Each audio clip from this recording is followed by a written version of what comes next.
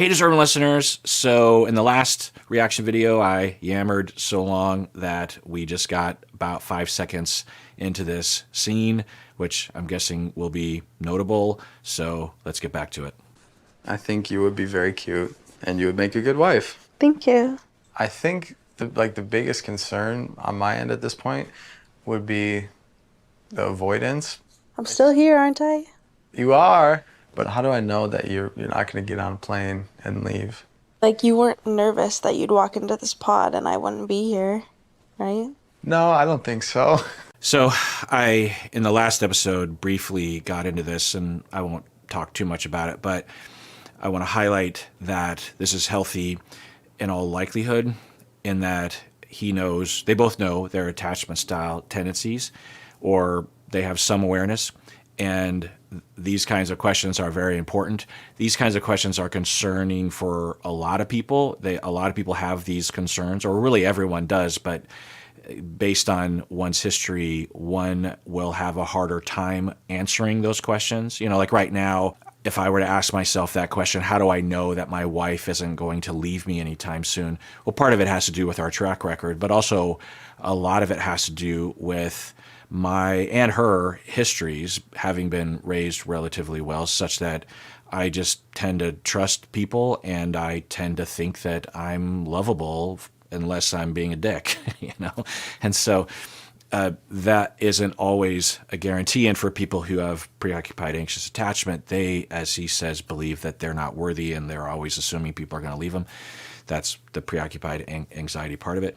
And so the way you, in the interim before you recover, because it takes a long time to recover so that you don't have those reactions, you never really get rid of them, but to severely attenuate them with a lot of work and a lot of therapy over time, a lot of corrective experiences, you have to ask yourself these questions. It's getting to the core of it. And a lot of people without awareness will not ask these kinds of questions, which is at the core. They might avoid it, or they might overly control, or they might ask a question like, well, you were doing that one thing, like you liked that person's Instagram, so how do I know you're not cheating on me right now? So it's in this camp, but it's more accusatory, it's more hostile, it's more off-putting, it's more hurtful to the other person. It doesn't allow for the individual to have awareness of like what they're really worried about. He does know that, which is great. It doesn't guarantee that things will work out well, but this is a good beginning. And it's an interesting question, and I've had these conversations with individuals and couples in my office many, many times. I specialize in these kinds of conversations, really. And to tell the truth, I have these conversations in my head as well. There's ups and downs in a marriage, and there are times when these questions are provoked, right? And how do you navigate it, especially when you're hurt and you start interpreting everything in a negative way? It can get real weird. It's weird. I don't think so. I don't think so, but maybe there's like a 3% chance in my brain. No. You just gotta trust. Trust that I mean what I say. Yeah. I do like you a lot, Madison. I like you I too. think you're... Trust is something that is important to think about, but if I were there, which would be weird, I would recommend that they don't necessarily trust each other because they barely know each other.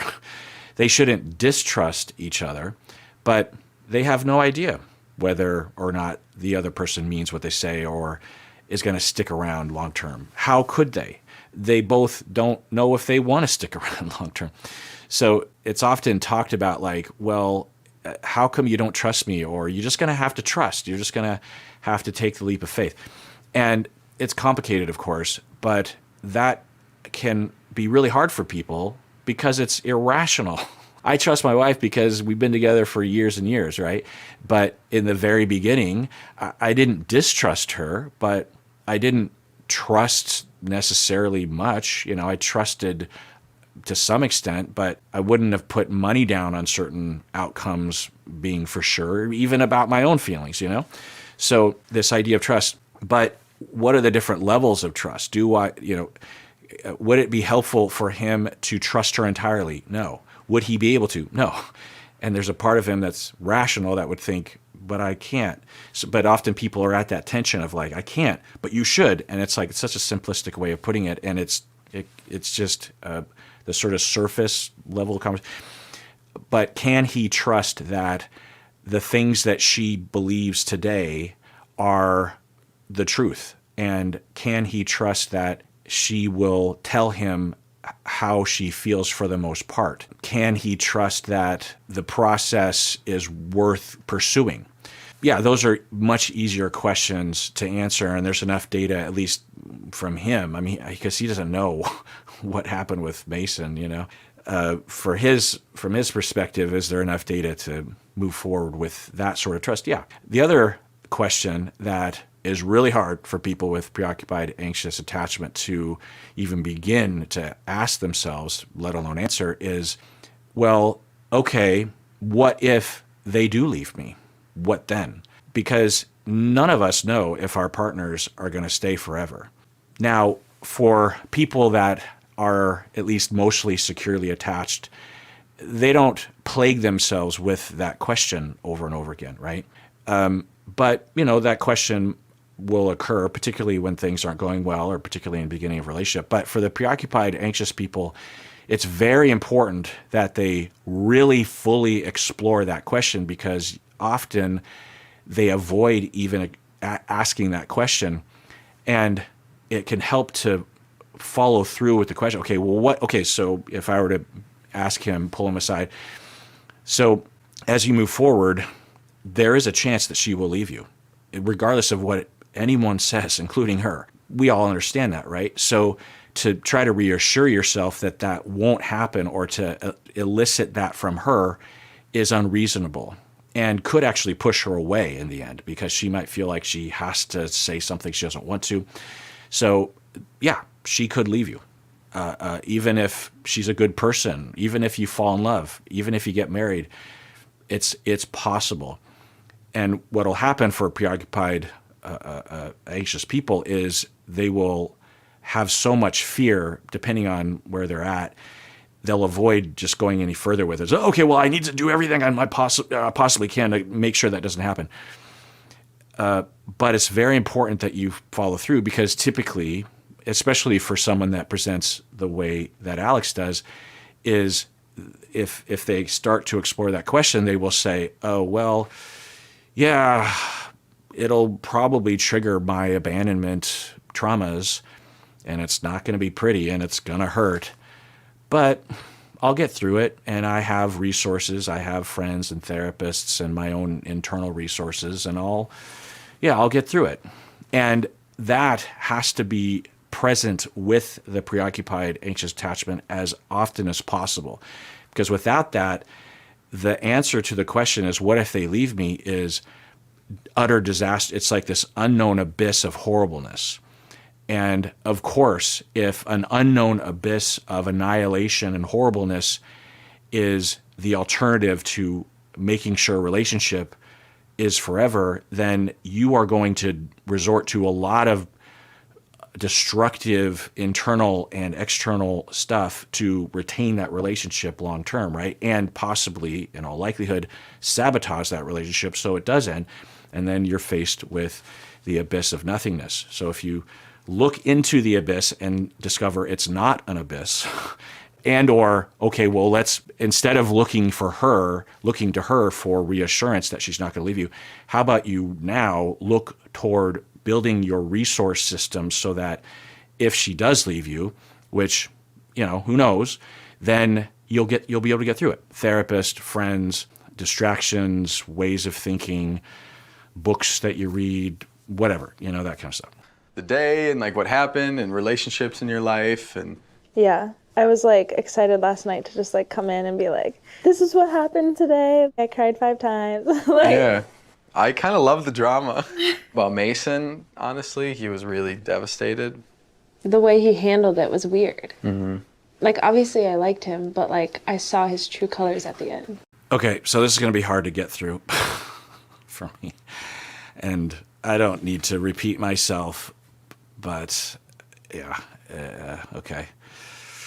So he, I think, is coming into this date intending on getting to this topic, maybe even as a way of really assessing before moving forward. And he likes Mason. They're friends. I don't know how well Alex feels like he knows Mason. You know, you would imagine he would know Madison more, but sometimes it can be pretty close, right, in the lounges. So, yeah, let's see what happens here. Well, I feel for him. I wish him the best. Makes fun of us. Just kidding. Oh my gosh. Let's be nice. Okay.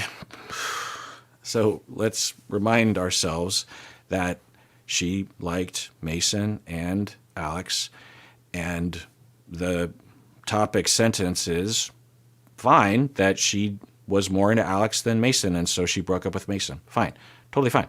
But the callousness and the distortion that seems to be present in terms of the edit anyway, that he deserves not only to be broken up with, but she's basically framing it like he's a monster.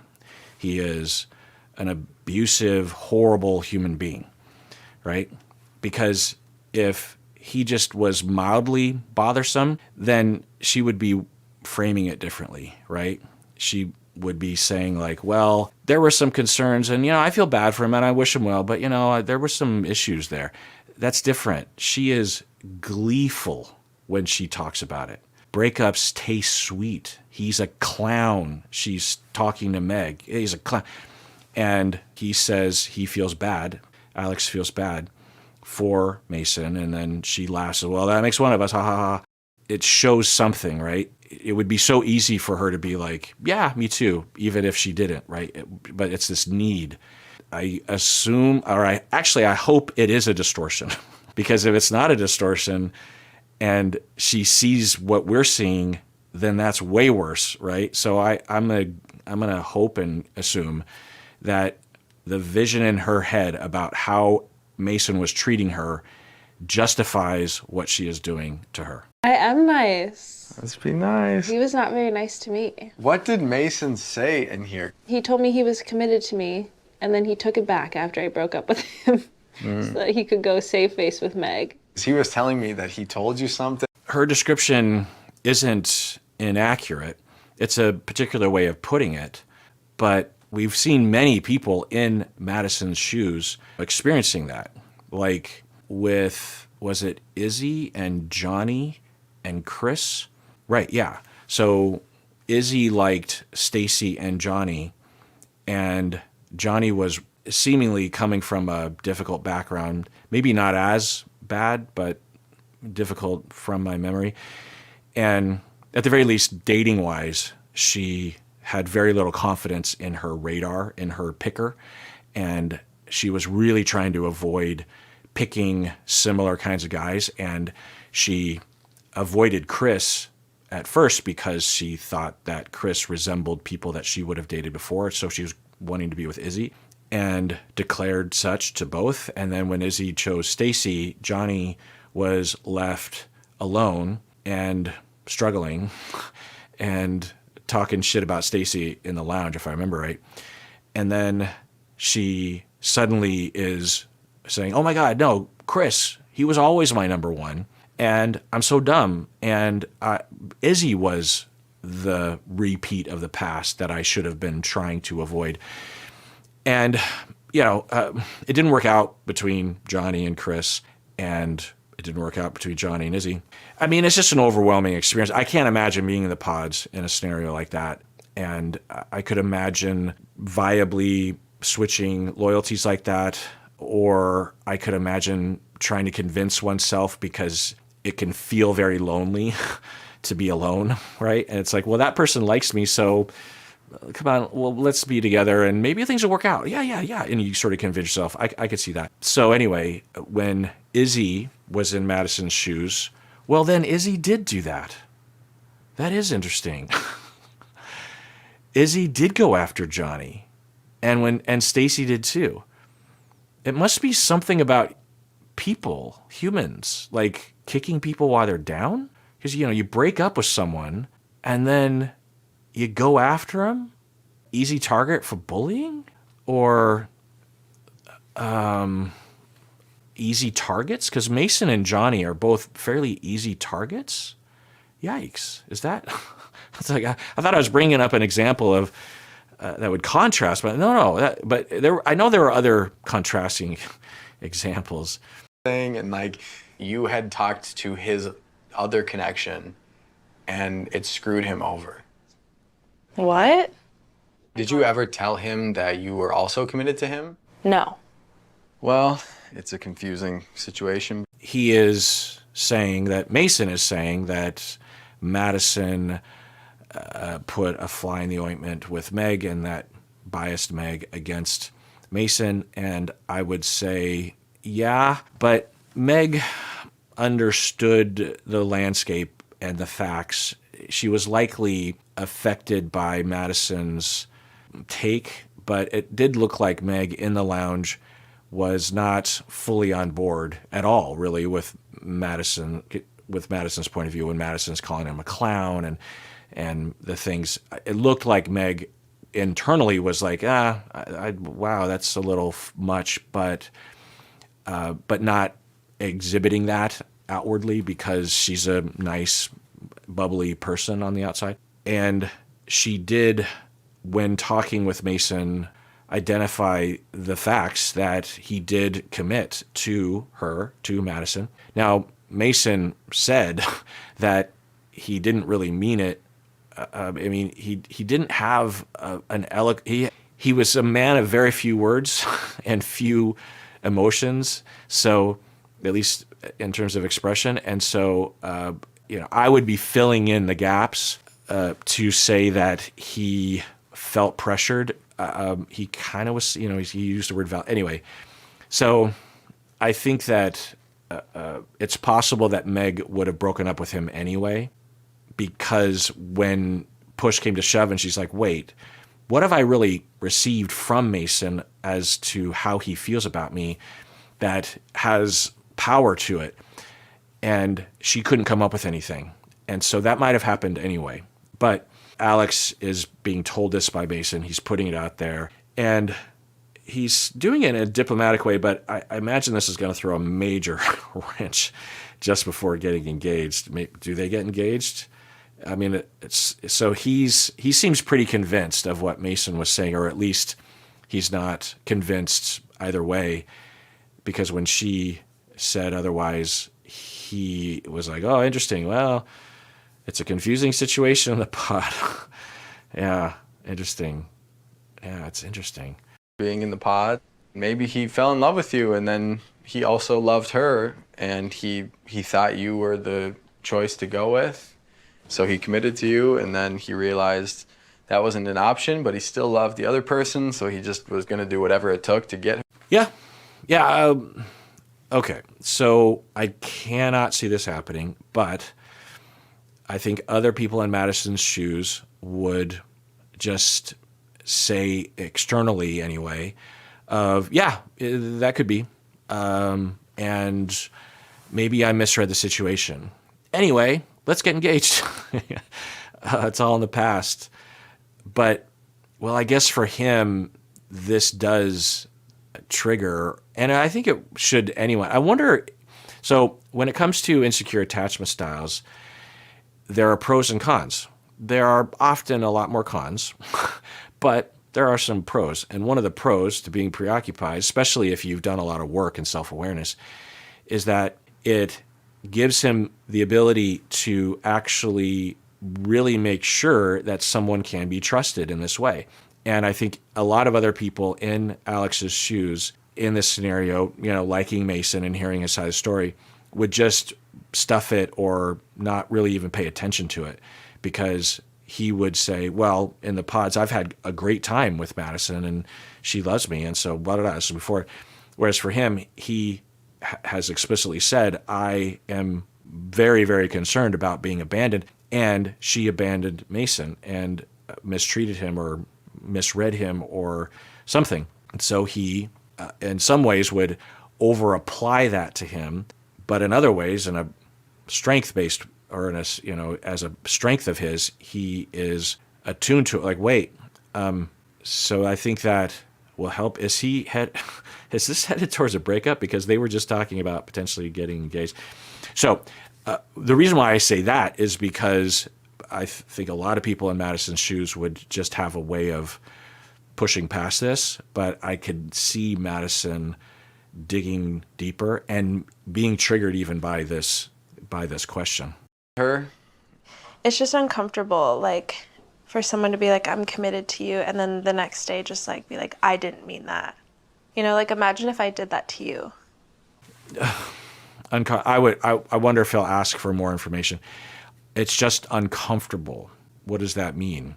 Someone that you were not into, that you put the screws to, who committed to you because you pressured him. He's a big boy. He did it on his own accord, but you gave him an ultimatum. That was her word. And he regretted it. And then he, after you broke up with him, told you, well, he was going to rescind it, but you broke up with him, So it's uncomfortable to you. What is uncomfortable about it? There shouldn't be anything uncomfortable to you because you broke up with him. He committed to you, whether he was lying or not, you were not into him. So it's if she says, I really care about Meg and I'm really worried, then okay, that's the discomfort, but I don't think that's what she's saying. It was really upsetting to me. Well, and then if you're Alex, you're thinking, so wait, you're upset about him not wanting to be with you still? Or earlier today?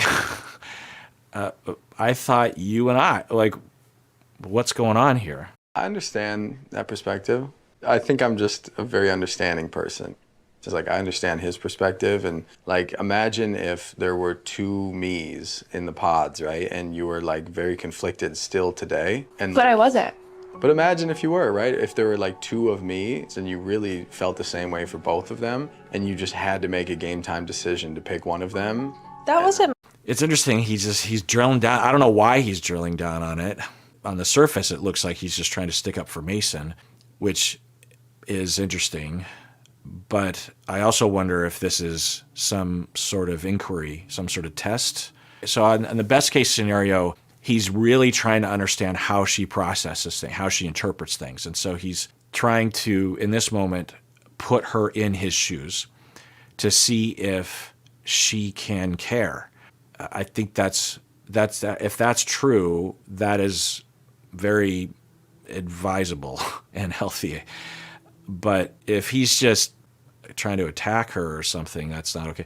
Anyway, but yeah, so he's saying, imagine you were in his shoes and you really, really wanted to be with me, and there was another me that you also really, really wanted to be with.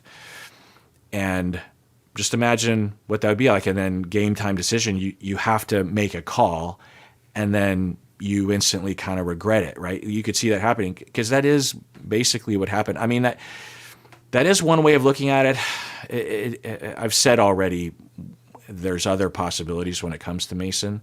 Nothing nefarious, but not necessarily that simple. Anyway, but so he's trying to put her in Mason's shoes. So I think of it as a way of trying to figure out either how she operates or stick up for Mason. Anyway, and then Madison is going to defend herself. I wasn't. But imagine if you were, right? If there were like two of me's and you really felt the same way for. I also want to point out that she says, I wasn't in that situation, meaning I wasn't into two people, even though on paper I was into two people, and I was giving him an ultimatum because her and Alex had a very close and overtly we are dating each other relationship in the pods. And Mason wanted to be with her, and she was like, look, I don't know if I want to be with you if you're not going to commit to me. And she did that in my memory. Part of me wants to go back and just rewatch those scenes even without reacting again to them, just to kind of review, because like I've been saying, I really liked Madison. I mean, not like tremendously amount, but up there in terms of the kudos for her survival and her self-awareness and all the work that she appears to have done, and just the good-spirited way that she was, except with Mason. Anyway, so she says, but I wasn't. But she was. Or she was manipulating him to commit. Why would you be pressuring someone to commit to you if you weren't really interested in them? Under what circumstances would you pressure someone to commit to you and you weren't into them very much? Why would you do that? So, and I think that was the case. That's the way it looked, because when he did disclose that he was committing, she was like, oh, okay. Anyway, and I said that at the time. I'm like, most of the time when you'll see on the show, if it's Joey and Monica, if someone's just like, I want to commit to you, the other person's just like, yes. And there's like, yeah, oh my God, and she's like, but she was the one pursuing that. Both of them, and you just had to make a game time decision to pick one of them. That wasn't my issue at all. That was Meg's issue. I knew he was dating other people. I was not bothered by that at all. She was, though. My issue was that he said something and then took it back. Okay, I mean, it's neither here nor there, but she is saying that Meg was dating multiple people, which we didn't see, right? Which is, my understanding, a fairly big part of this. That, like, I remember in the season 7, Marissa and Ramses, she said in an interview or something that there was another connection that she had that, for whatever reason, just wasn't included in the edit. But anyway, so she is saying, I'm just looking at my Meg. Yeah, we only saw in the edit that she was into Mason. So she's saying, that wasn't me, that was Meg. Meg was into 2 different guys. Then it was both of you. I knew he was dating other people. I was not bothered by that at all. She was, though. My issue was that he said something. I'm sorry. I'm guessing some of you were like, no, you read it. She's saying that Meg was bothered by it, not that she was dating multiple people. Okay. All right. Well, if you like what we're doing here, the best way you can support us is by becoming a YouTube member or a patron on Patreon. When you sign up as a member or a patron, you are very much making it so I can make these sorts of videos and really all the content that I make, because it pays my bills so that I can not work in other venues. I've scaled way back at the university and my private practice, and this is the next phase of my career. So if you're interested in me continuing to do this, then please, if you want and can afford, then that would be great. But either way, please take care of yourself, because you deserve it. You really, really do.